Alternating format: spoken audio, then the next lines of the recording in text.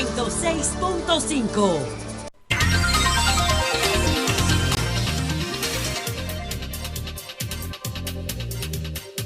Minuto de la mañana. Buenos días, dominicanos, dominicanas, ciudadanos, ciudadanas del mundo. Julio Martínez Pozo. Los comentarios de los temas más importantes en el programa de mayor influencia de la radio y la televisión nacionales. En este viernes 8 de mayo, año 2020. Buenos días a todo el equipo del Sol de la Mañana, la audiencia de Sol, la teleaudiencia de Telefuturo, Canal 23, las personas que siguen nuestros contenidos a través de las redes sociales y las teleaudiencias de los canales, el Canal 29 de Santiago de los Caballeros y el Canal 24 de Santo Domingo, que están con nosotros a partir de las 9 de la mañana. Así es que buenos días a todos y a todas. Entonces, en este viernes 8 de mayo, vamos a revisar inmediatamente la agenda. Bueno, el 75 aniversario del fin de la Segunda Guerra Mundial. Tenemos informaciones relacionadas con la pandemia del COVID-19, la renuncia de Rafael Núñez de la jefatura de prensa de Leonel Fernández. Tenemos las medidas que ha adoptado Manuel Jiménez en el día de ayer en el Ayuntamiento de Santo Domingo Este. Y finalizamos con algunas reflexiones sobre el debate, lo que hay detrás de este debate, de este falso debate sobre el tema del retiro de los fondos de pensiones, porque en el fondo es un falso debate y a eso nos vamos a referir. Bueno, señores, miren, hoy estamos conmemorando el 75 aniversario del final de la Segunda Guerra Mundial, por lo menos para Europa. Siguió el conflicto un poco más de tiempo, pero con la rendición de Alemania se puso fin a la Segunda Guerra Mundial. Sabemos que la rendición de Japón fue posterior a la de Alemania, pero esta es la fecha que marca realmente el fin de la Segunda Guerra Mundial, en la fecha de el 8 de mayo, 75 años atrás. El orden económico y social, el orden mundial que vivimos actualmente, es el orden mundial que surge a partir de la conclusión de esta Segunda Guerra Mundial. Desde luego, ese orden mundial no ha sido estático, ha tenido grandes transformaciones, pero en esencia estamos viviendo bajo ese orden mundial. El mundo siempre ha estado regido por alguna suerte de orden internacional. No quiere decir que todos los países vivan la misma realidad al mismo tiempo, pero esto marca, digamos, la generalidad y marca los preceptos que rigen ese orden internacional. Entonces, este orden internacional que surge a partir de la Segunda Guerra Mundial sustituye el breve orden internacional que surgió después de la conclusión de la Primera Guerra Mundial. De hecho, la Segunda Guerra Mundial, entre otras cosas, es el resultado del fracaso de lo que fue el fin de la Primera Guerra Mundial en cuanto a negociaciones que para Alemania resultaron realmente humillantes y cultivaron todo este sentimiento que permitió después que este nacionalsocialismo de Hitler pues se abriera paso como se abrió, explotando viejas tradiciones muy ancestrales, apoderándose de símbolos como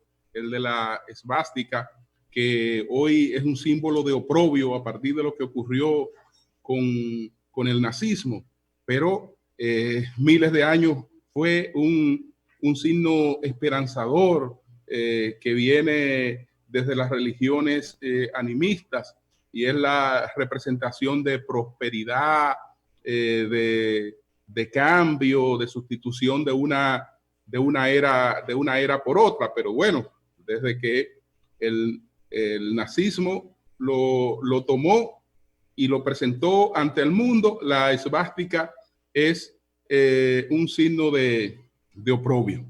Ya no es la representación de aquel dios elefante de dos cabezas que era un signo de prosperidad.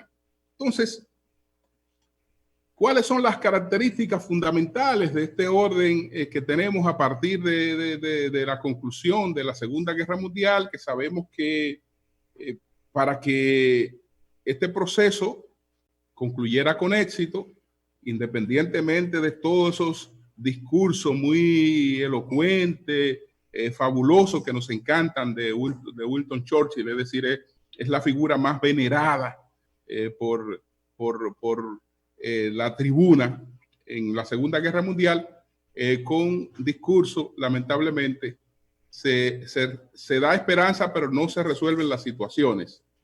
La Segunda Guerra Mundial se resolvió a favor de los aliados por una alianza de dos potencias, por la alianza de Estados Unidos y por la alianza de la Unión Soviética.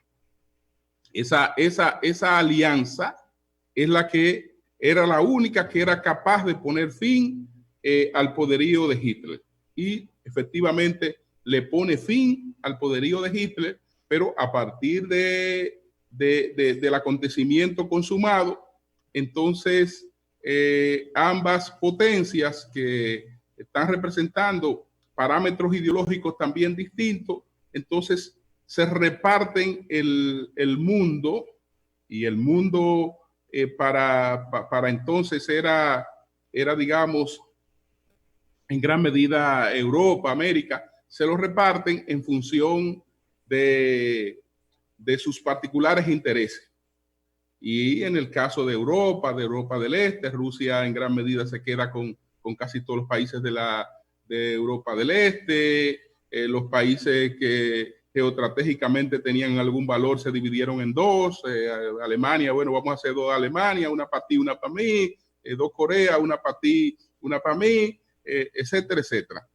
Pero el bloque soviético, el bloque de la Unión Soviética, aspiraba a la instauración de un sistema que venía tomando, digamos, ideas muy hundidas atrás, que vienen desde esta concesión que se tenía, ¿no? De que el hombre era un ser, digamos, caído,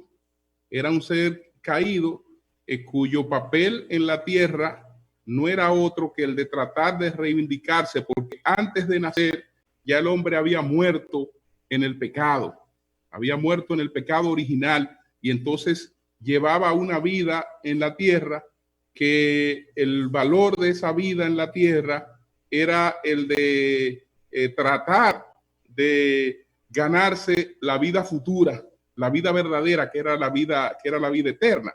Entonces, ya previamente, tanto el romanticismo como el renacimiento van cambiando esos criterios y van creando la posibilidad de que el hombre no sea un ser caído, sino de que sea capaz incluso de construir su propio reino, de construir su propio reino en la tierra, y de que el verdadero reino del hombre era realmente el reino de la tierra. Entonces, si la Revolución Francesa pues reivindica aquel concepto de la igualdad. Si la Revolución Americana previamente también había reivindicado el concepto de la igualdad ante Dios, la Revolución Socialista hizo otra cosa. La Revolución Socialista no solo no vino ya a hablar de igualdad. La igualdad la creaba el sistema sobre la base de las transformaciones, pero esto tenía un elemento añadido. El elemento añadido que tenía era de que no es que todos somos iguales, es que incluso la clase mayoritaria, que es la clase trabajadora, puede ser una clase superior y ha de ser la clase que por su potencialidad domine el mundo. Es decir, usted no vino al mundo a tratar de reivindicarse en la vida terrena para ganar una vida futura. Usted vino al mundo a construir su propio reino aquí. Entonces vamos a construir el reino de la clase trabajadora, un régimen que se hará universal, será un régimen de prosperidad, será un régimen... eran esos los valores, ¿no?, que preconizaba uno de los bloques. El otro bloque siempre habló de democracia, de libertad. Más adelante después se van a añadir la defensa de los derechos humanos y una serie de cosas. Ya sabemos que colapsa uno de esos bloques, el mundo cambia, pero resulta que el cambio no es como se esperaba, porque cuando creíamos que el mundo era un mundo bipolar, ya el mundo se había hecho, sin darnos cuenta, un mundo multipolar, donde ya habían surgido otras realidades y otros intereses. Pero en esencia, las instituciones que marcaron el nuevo orden siguieron estando ahí y están ahí. Es decir, ahí está las Naciones Unidas, que trata un poco de reivindicar en términos conceptuales lo que fue la paz de Westfalia y el primer gran tratado que se firmó en Europa y que después se hizo mundial, después que concluyó la guerra de los 30 años entre católicos y protestantes. Entonces, esto concluye con la paz de Westfalia, que es la que trata de que los estados básicamente tengan una relación respetuosa, cada quien en función de su identidad, y que todos estén más o menos tratados con el mismo nivel, no importa el tamaño, no importa la religión, no importa la raza, no importa nada de eso. Ese concepto terminó primando tanto en lo que se quiso establecer después de la Primera Guerra como lo que se estableció después de la Segunda Guerra. Entonces vinieron estas instituciones también del orden económico, primero Plan Marshall, después entonces Banco Mundial, Fondo Monetario Internacional, y aunque desapareció la Unión Soviética, que ya de por sí también venía experimentando algunos cambios después de la muerte de Stalin, es decir, ya no volvió jamás a hacer lo mismo, aunque siguió existiendo, pues después va a surgir, fíjense que cuando se configura este orden económico y social, no existía la China de hoy. La China de hoy surge después de este proceso del año de 1945. La China de hoy va a surgir en el 49, después que de la revolución triunfante de Mao, y va a emerger poco a poco como una potencia hasta ser hoy uno de los principales factores del orden actual. Pero fíjense cómo también, aunque internamente no ha experimentado cambios en su manejo político, sí a nivel exterior ha adoptado las reglas de ese orden internacional que se establece a partir de la Segunda Guerra Mundial. Entonces, está el fenómeno de la globalización que se consolida, no es que empieza, sino que se consolida, porque hasta el descubrimiento de América ya era parte del proceso de globalización. Lo que pasa es que los fenómenos y las cosas se van presentando cada vez con matices distintos hasta los matices que conocemos en el día de hoy. Hoy prácticamente lo que nos tiene al desamparo es que no hay un liderazgo mundial, que no estamos, digamos, priorizando en los valores que generaron ese orden internacional, que estamos en políticas individuales que se han reflejado mucho al momento, por ejemplo, de combatir una pandemia como la que estamos combatiendo en estos momentos. No nos estamos rigiendo por estrategias globales, aunque todos los países estamos haciendo lo mismo, pero no hay un liderazgo global que esté tratando de enfrentar esta situación, sino que estamos ante un sálvese cada quien como Dios le ayude.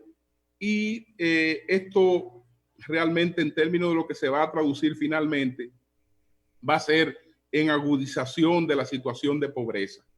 Si Estados Unidos, por ejemplo, antes de que viniera la epidemia de COVID, tenía 40 millones de personas que vivían en niveles de pobreza, 40 millones mínimamente que vivían en niveles de pobreza. Imagínense cuando a esos 40 millones que viven en niveles de pobreza se le suman 33 millones de personas que han perdido sus empleos. De esos 33 millones que han perdido sus empleos, aunque la economía se reactive, es probable que apenas un 60% vuelva a encontrar empleo en los próximos años.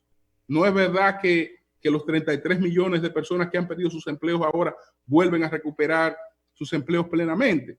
Entonces, todo este proceso realmente nos plantea situaciones que no se saben hacia dónde nos conduzcan. Entonces, estamos en el 75 aniversario de la culminación de la Segunda Guerra Mundial y del establecimiento de un orden que no es perfecto, pero hasta ahora creo que ninguno ha tenido aspiraciones que sean mejores que las que este orden nos presenta, con sus dobles caras, con sus situaciones de inequidad, de exclusión, con todas estas cuestiones. No hay otra manera que tenga el hombre de construir su futuro que no sea en democracia y en libertad. No sea en democracia y en libertad, cosas que hay que tratar de preservar. Entonces, señores, miren, pasando al tema de la pandemia del COVID-19, hay algunas informaciones importantes. Por ejemplo, ayer, después de esta reunión del presidente Danilo Medina con el ministro Osmar Benítez, se adoptaron medidas adicionales para proteger a nuestros productores. Eso sí, tienen capacidad de recuperación tan pronto la economía vaya reabriéndose, pero para recuperarse hay que preservarlo. Es decir, ellos tienen que seguir como productores para después poder recuperarse. Y el gobierno ha tratado por distintos mecanismos de estar con ellos, de auxiliarles para que no colapsen. Entonces, recuérdense que en principio se había acordado que se le iban a comprar 5.8 millones de pollos. Bueno, ayer se acordó comprarle adicional a esos 5.8, 1.2 millones más. Comprar 260,000 libras de quesos. Comprar 2.2 millones de huevos semanales. Y todas estas cosas, desde luego, que son para incorporarla a los programas sociales y me imagino que a programas también de ventas de alimentos populares. Por otra parte, lo que ha planteado el ministro Sánchez Cárdenas y lo que ha planteado el canciller de Haití.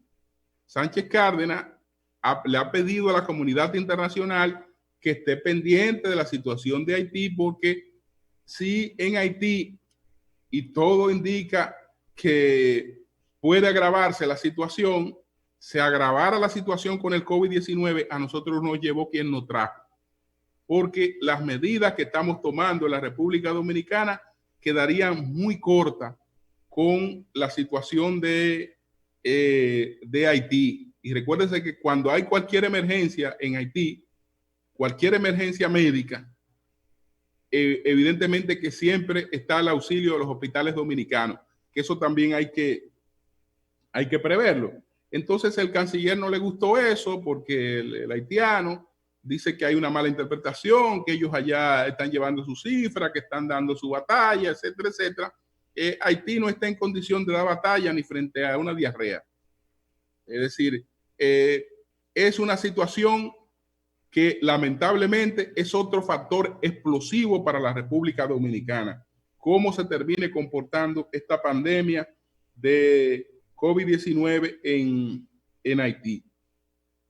Por otra parte, entonces, tenemos la lamentable situación de los regidores del Ayuntamiento de Santo Domingo Norte. Estamos hablando de que 16 de 17 regidores dieron positivo a COVID-19. Esto, desde luego que se habrá originado el contagio en un mismo lugar. Ellos dicen que en una reunión en su sala capitular del día 24 de este mes, y ya tendremos que buscar mayores detalles sobre esta situación, qué medidas se han adoptado en este caso. Recuérdese que ahí está también la emergencia de Duquesa, cuyo uno de los principales actores que está al frente de esa situación es el alcalde de Santo Domingo Norte. Entonces, señores, pasando a la parte política, ayer se produjo la renuncia de Rafael Núñez como jefe de prensa de la Fuerza del Pueblo, y lo que es lo mismo, que es el jefe de prensa de Leonel Fernández. Estas funciones la ha tenido Rafael Núñez desde antes de que Leonel Fernández llegara al poder. Núñez siempre fue un admirador de Leonel Fernández, y desde los tiempos en los que no se advertía esa posibilidad de que Leonel Fernández llegara a la presidencia de la República, él creía en que Leonel Fernández era una persona que iba a tener un rol trascendente. De hecho, yo conozco al doctor Leonel Fernández, lo conozco presentado por Rafael Núñez, cuando ambos trabajábamos en la redacción del periódico Vanguardia del Pueblo, en la que también el expresidente Fernández publicaba sus colaboraciones. Entonces, desde que Leonel pues inició su proyecto, que fue candidato a la vicepresidencia, que después precandidato, que candidato, ahí ha estado Rafael Núñez en las mismas funciones en las que se conoció su renuncia en el día de ayer. La causa de esta renuncia tiene que haber sido algo que haya herido profundamente a Rafael Núñez, porque por el momento, por la lealtad con la que él se ha entregado a esa causa, por lo menos la renuncia, porque una cosa es un distanciamiento, una cosa es de estas cosas que ocurren habitualmente, pero de manera categórica esta renuncia y su sustitución por parte de Omar Liriano, que la anunció Leonel Fernández agradeciendo a Núñez, etcétera. Eso implica que ahí ocurrió algo de lo que él no ha querido hablar, pero que en términos personales tiene que ser algo que le haya herido profundamente. Yo no quiero pensar Eury me hablaba de eso un poquito más temprano, pero yo no quiero pensar que haya sido por el ingreso de Gedeón Santos, que Gedeón haya entrado por una puerta y Núñez haya decidido salir por la otra. Él dice que lo de su renuncia hace un mes y que lo de Gedeón fue esta semana. Pero bueno, lo de Gedeón se dio esta semana, pero no estaba planificado desde esta semana. Lo de Gedeón seguro que estaba planificado desde hace tiempo y estaban esperando el momento para darlo a conocer. Entonces, esa coincidencia de que Gedeón ha entrado por una puerta y Núñez ha salido por la otra, no parece ociosa. Ellos tuvieron enfrentamientos muy fuertes, cuando Gedeón pensaba que el modelo de Leonel era un modelo agotado. Y cuando él les reprochaba a Leonel un comportamiento, pues en su ejecutoria de poder, que no se correspondían con las enseñanzas de Juan Bosch. Eso era cuando Gedeón pensaba así, la gente tiene derecho a cambiar. Él hoy piensa de manera totalmente distinta. Pero en esa circunstancia, Núñez, que siempre ha pensado lo mismo que pensaba de Leonel, se enfrentó muy duro a Gedeón, y no sé si eso habrá influido o si aparte de eso habrán otros acontecimientos y habrán otra situación que se hayan presentado en este caso. La pérdida para Leonel es significativa porque Núñez es una persona comprometida con una causa, es una persona 24/7, aguerrida y que sus causas las asume hasta la muerte. Entonces, evidentemente que es una baja para Leonel Fernández. Que esté Omar, pero Omar siempre ha estado ahí. Lo que pasa es que el rol de Omar y el rol de Rafael Núñez son roles distintos porque incluso sus personalidades son personalidades realmente distintas. Pero ya veremos más adelante porque esas cosas no se quedan así. Es decir, siempre se termina sabiendo exactamente qué fue lo que ha provocado este disgusto, pero no quería dejar de mencionar esto porque es una coincidencia. Es una coincidencia. Gedeón entró por una puerta, Núñez preguntó por qué puerta va a entrar Gedeón y entonces él salió por la otra. Es una coincidencia. Entonces, ¿qué ocurre? Que pasando a otro tema, ayer pues se produjo lo que nosotros habíamos anunciado, la primicia que habíamos anunciado de lo que iba a ocurrir en el Consejo de Regidores con el caso de el permiso para la construcción de la terminal de autobuses en Santo Domingo Oeste.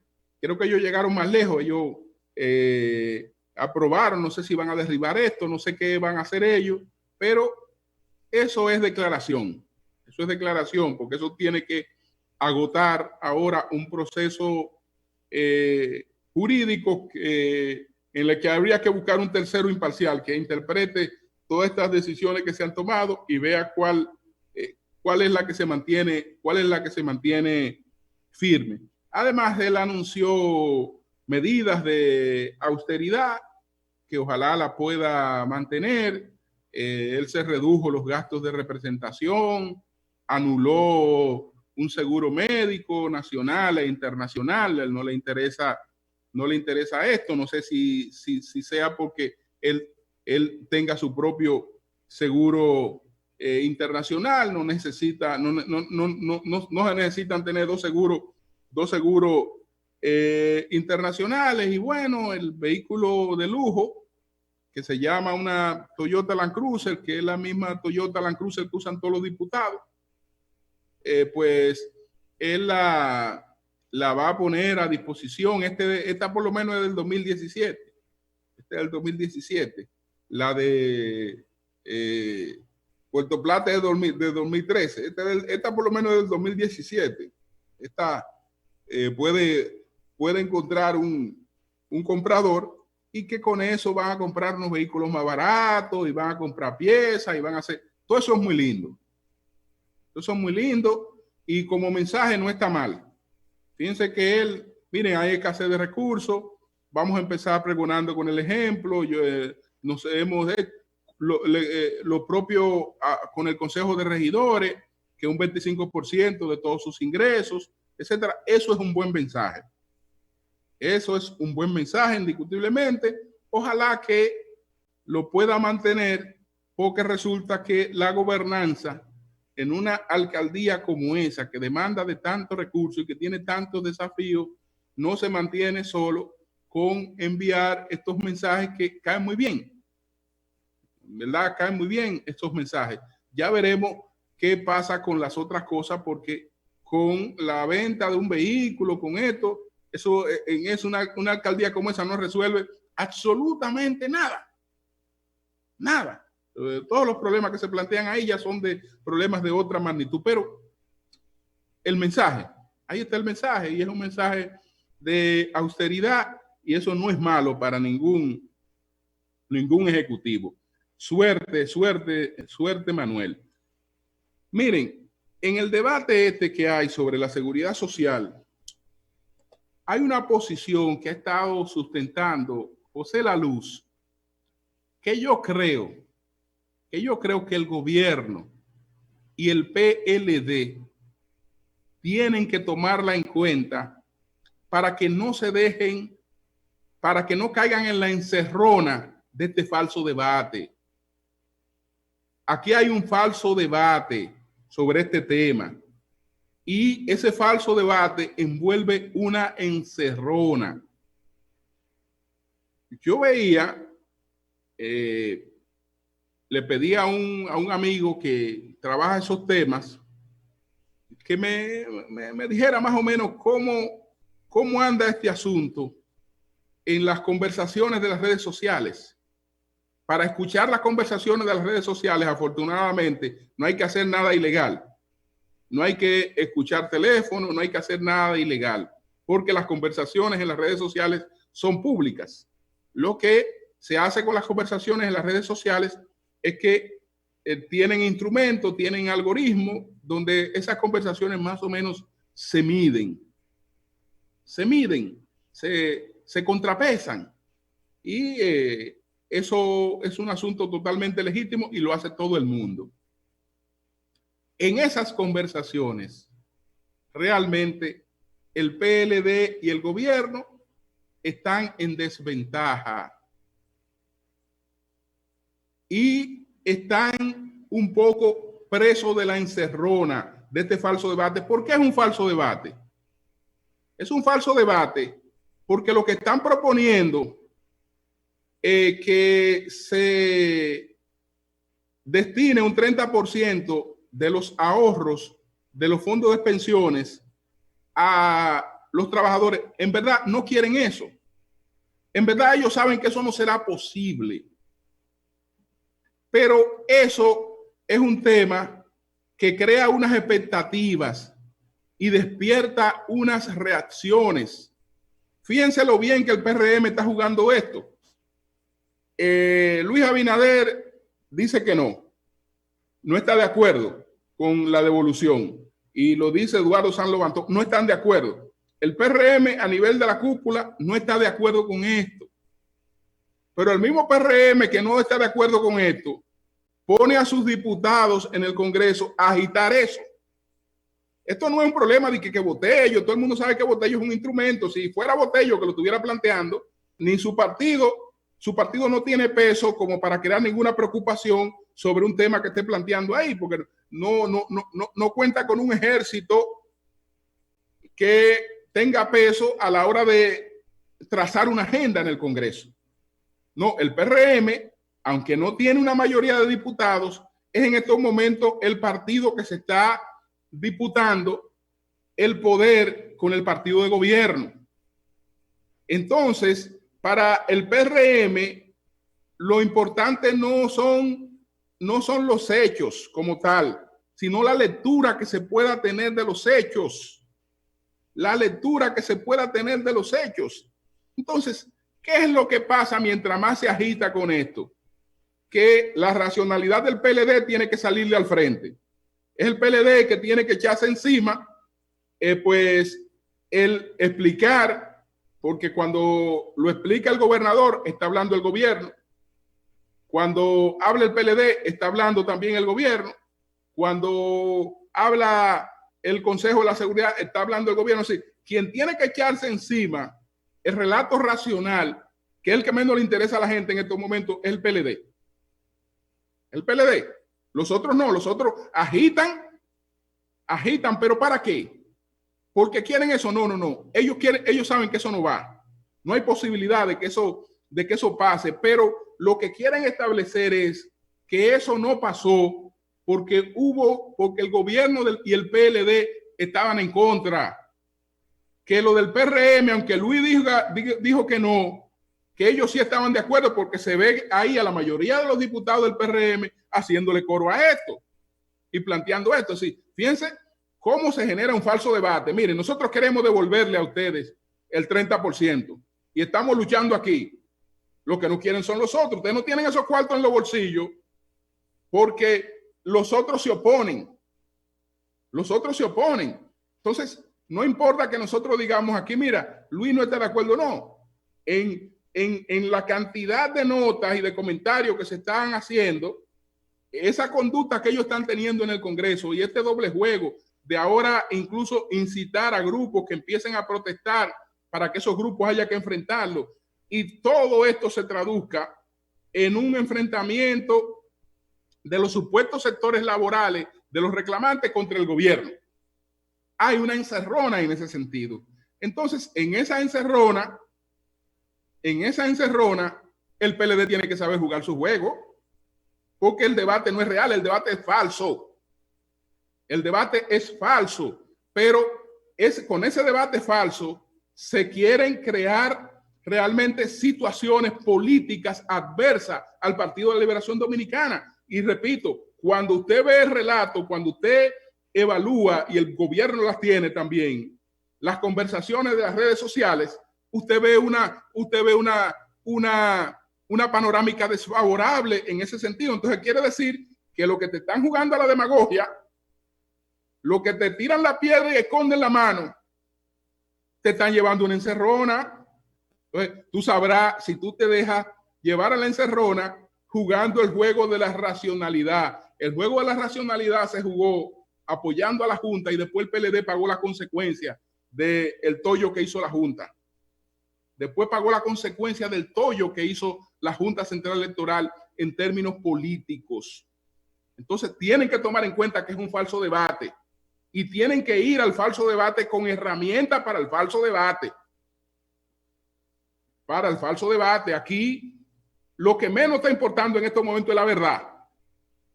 Lo que menos está importando aquí es la verdad y es la razón. No. Es la sensación que usted cree lo que está importando, y a eso le están jugando. A eso le están jugando con este tema. Entonces, tienen que tener cuidado, porque ciertamente esta encerrona es una encerrona que es peligrosa, muy peligrosa. Cambio y fuera.